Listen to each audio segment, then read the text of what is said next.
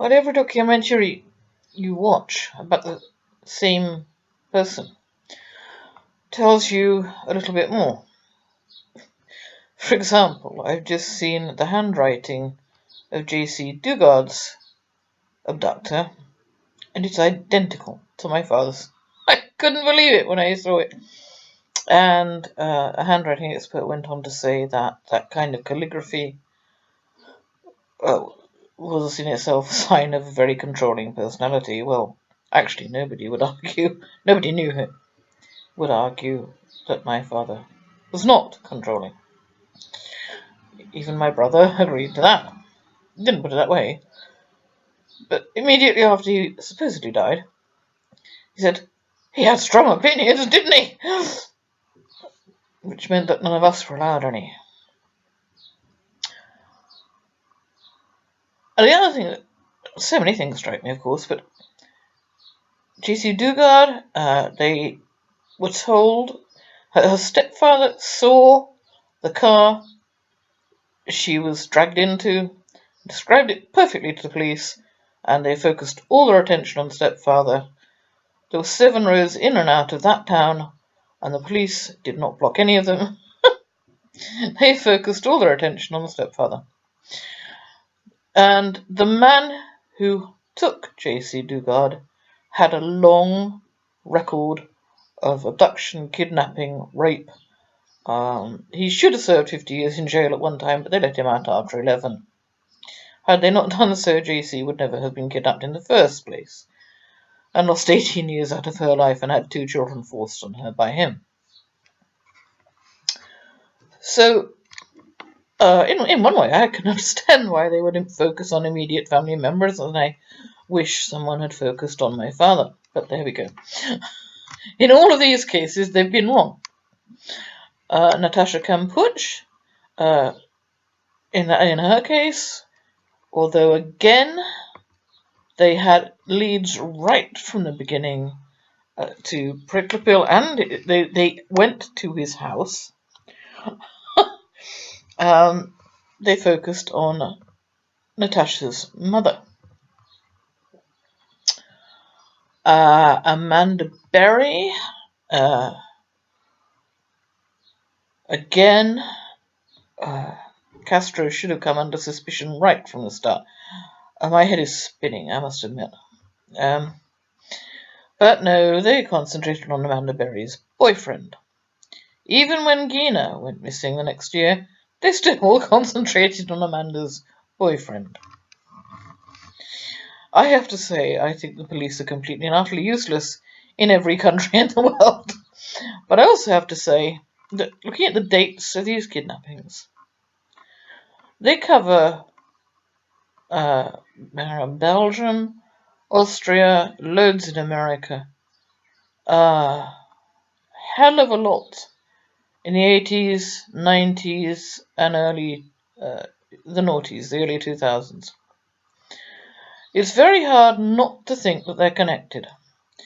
It's also very hard not to think that either the police are all stupid and lazy, or they turned a blind eye on purpose, and these girls and women all escaped alive because they had been varying degrees of an experiment. Now, if that sounds out on a limb, I don't really care.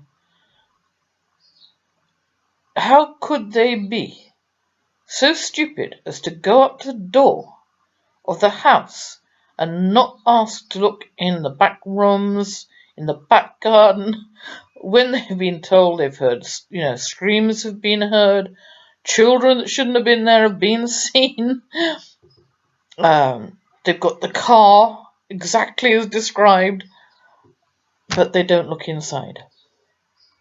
No, I'm sorry. They cover a specific time period. Miraculously, all of these girls escaped alive, which is pretty unusual. And I think it was an experiment to see what could be done still with the human mind. A sort of variation on MK Ultra, really. An experiment in Stockholm Syndrome.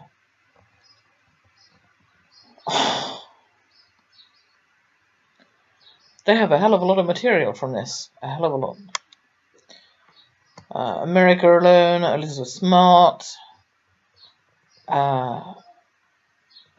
only heard her for a number of months, didn't they? I've watched so many others since then. And she was fortunate that she didn't have a baby by her kidnapper.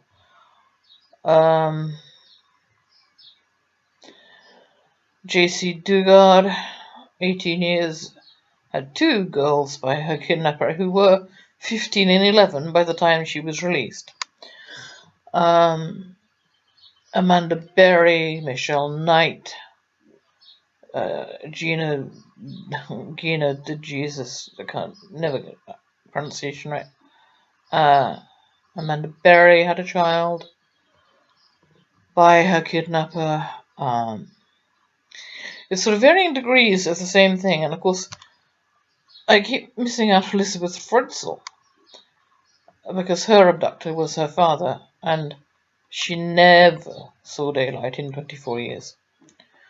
And neither did the 3 children left in the cellar with her. Her children and her father's children. I.e., he was their father and grandfather.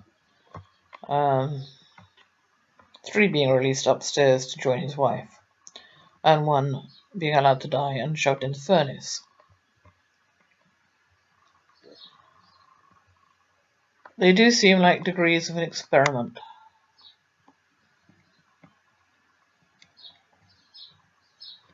And nobody will tell us how Elizabeth Fritzl is doing today, nor her children. Because, of course, when you look at it, that has to be the worst. It just has to be the worst of them all.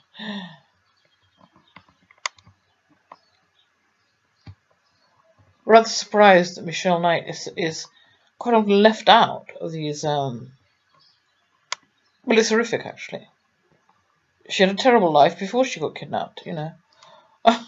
And then nobody was looking for her. They wrote her off. She knew nobody was looking for her. She says 5 babies were kicked out of her. Amanda Berry, for some reason, was allowed to keep the pregnancy. She had to have, Michelle Knight says, had to have reconstructive work done on her face from the severity of the beatings. This particular man, Ariel Castro, seems to have had a liking for very short women. Possibly because very short women look more childlike. Possibly because they're easier to control. Even easier to control. Apparently Amanda Berry was only 5 feet tall, and Michelle Knight is a good deal shorter than Amanda Berry. I'd say somewhere between 6 inches and a foot shorter, if you look at them together. Or if you look at Michelle Knight standing beside any other adult, actually.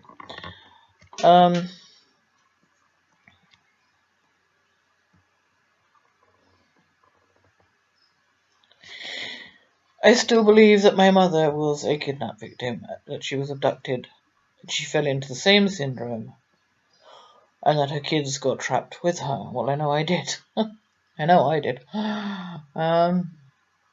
Yes, my brother, with his trance-like state throughout his childhood, his lack of memory, his admission that he was odd, now can't remember his adult life either.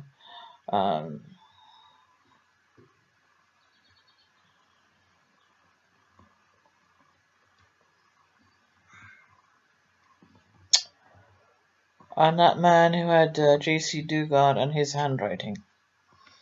And I looked at it and I thought, my God, identical to my father's. Which was a sign of the type of person he was. So the handwriting expert said.